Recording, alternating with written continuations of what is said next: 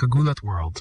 Hindi lang rankings ang pinataas ni Alex Ayala, kundi pati ang kanyang bank account matapos ang isang shockwave performance sa Dubai WTA 1000. Ang shock factor na usap-usapan ngayon?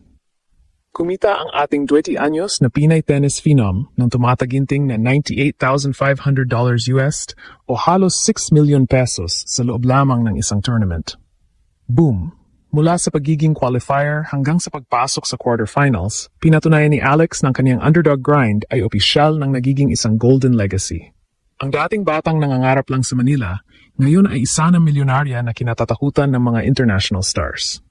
Ang conflict explode na kailangang malampasan ni Alex ay ang tindi ng pressure mula sa kaniyang career battles at bansa dreams. Fresh mula sa kaniyang 0-6, 2-6 loss laban sa world number 4 na si Coco Gauff, ramdam ang lungkot sa kaniyang pagkatalo, pero ang tagumpay ay nasa kaniyang bulsa at rankings. Ang tug of war sa pagitan ng personal growth at ng bigat ng pagdadala ng pangarap ng buong Pilipinas ay hindi biro. Pero sa prize money reveal na ito, kitang-kita na ang kaniyang mga sakripisyo abroad at endless training ay nagbubunga na ng authentic na tagumpay. Sa kaniyang pag-akyat sa world number 32 sa live rankings, ito na nga ba ang simula ng kaniyang pagdomina sa mga Grand Slam paydays? At paano babaguhin ng tagumpay na ito ang kaniyang laro sa susunod na tournament sa Amerika? Huwag kukurap, dahil ang millionaire era ni Alex Ayala ay nagsisimula pa lang. Sadyang yumanig ang mundo ng tennis nang ilabas ang official prize money breakdown ng Dubai Duty Free Tennis Championships.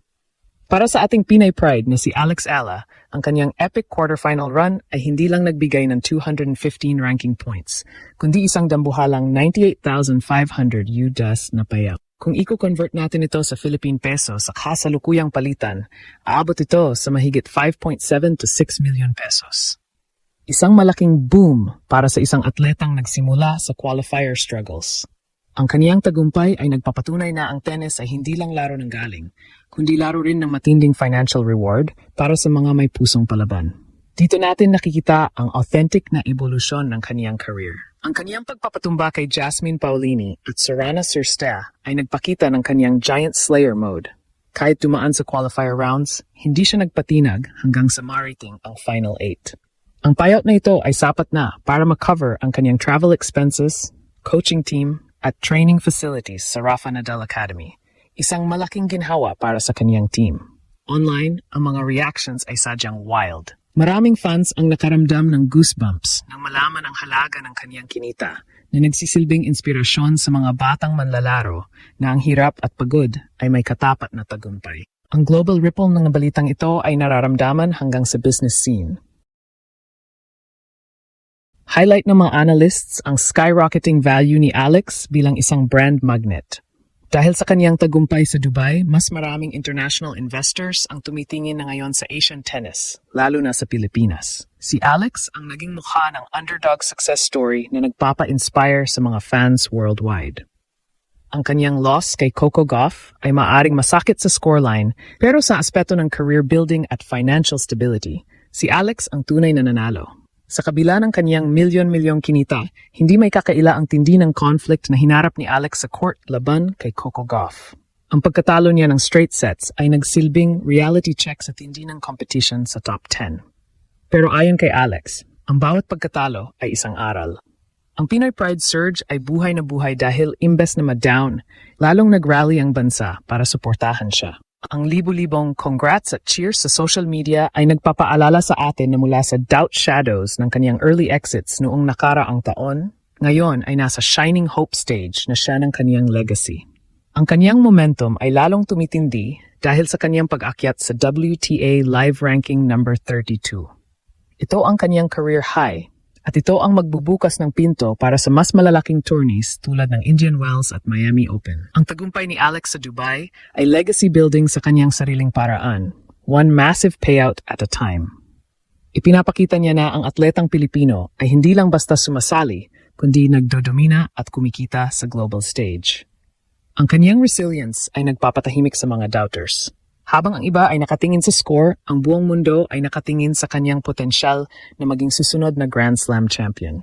Ang kaniyang journey mula sa Manila courts hanggang sa million-peso haul sa Dubai ay isang paalala na sa tamang suporta at nutrisyon, walang imposible. Alex, Salamat sa pagpapaskyrocket ng ating mga pangarap. Ang susunod na hinto, ang pagsakop naman sa Amerika. Sa pagtatapos ng kaniyang makasaysayang kampanya sa Middle East, opisyal nang pumasok si Alexandra Ayala sa kaniyang prime era.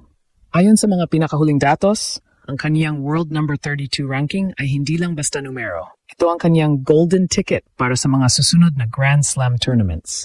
Dahil sa kaniyang posisyon, inaasahang magiging seeded player na si Alex sa darating na French Open at Wimbledon. Ito ay isang major shockwave sa tennis world dahil sa loob ng mahabang panahon, ang mga Pinoy ay kailangang dumaan sa butas ng karayom ng qualifiers. Ngayon, si Alex ay pasok na sa main draw, bit-bit ang momentum ng kaniyang 6 million pesos payout sa Dubai. Ang susunod na hinto para sa ating Golden Girl ay ang Sunshine Swing sa Amerika, ang Indian Wells at Miami Open. Matatandaan na noong nakaraang taon, si Alex ay gumawa ng ingay sa Miami matapos talunin ang mga dambuhalang sina Iga Swiatek at Jelena Ostapenko. Ngayong 2026, ang kanyang global impact ay mas lalong inaabangan. Analysts predict na kung magagawa ni Alex na maulit ang kanyang semi-final finish sa Miami, posibleng pumasok na siya sa Elite Top 20 bago matapos ang buwan ng Marso. Ito ang authentic na pag-akyat na nagpapatunay na ang kanyang underdog grind ay tapos na. Siya na ngayon ay isang lehitimong Grand Slam contender. Ngunit may malaking hamon, ang physical toll ng sunod-sunod na tournaments.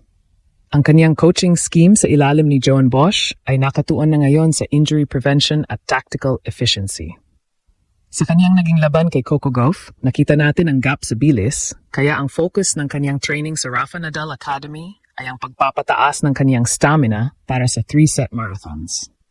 Sa kaniyang bawat palo, nararamdaman ang Pinoy pride na hindi sumusuko. Ang kaniyang Wealth Dawn ay hindi lang para sa kaniya, kundi para sa pagpapalago ng tennis sa Pilipinas, lalo na't matapos ang tagumpay ng kauna-unahang WTA Philippine Women's Open noong Enero. Sa huli, ang 2026 ay hindi lang taon ng pagkita ng milyon-milyon para kay Alex. Ito ang taon ng kaniyang legacy building. Ang kaniyang commercial surge sa Milo at ang kaniyang rankings boost ay mga sangkap para sa isang perfect storm sa world tennis. Ang kaniyang kwento ay nagsisilbing beacon ng pag-asa, mula sa qualifier struggles hanggang sa maging mukha ng Asian tennis. Si Alexandra Ayala ay hindi lang naglalaro para sa tropeo, naglalaro siya para sa kasaysayan. At sa bilis ng kanyang pag-akyat, hindi na malayo ang araw na maririnig natin ang lupang hinirang sa gitna ng isang Grand Slam final. Alex Ayala is no longer just a rising star. She is the main character of the WTA's new generation. Get ready, Philippines. Dahil ang susunod na mga buwan ay magiging wild ride patungo sa ituktok ng mundo.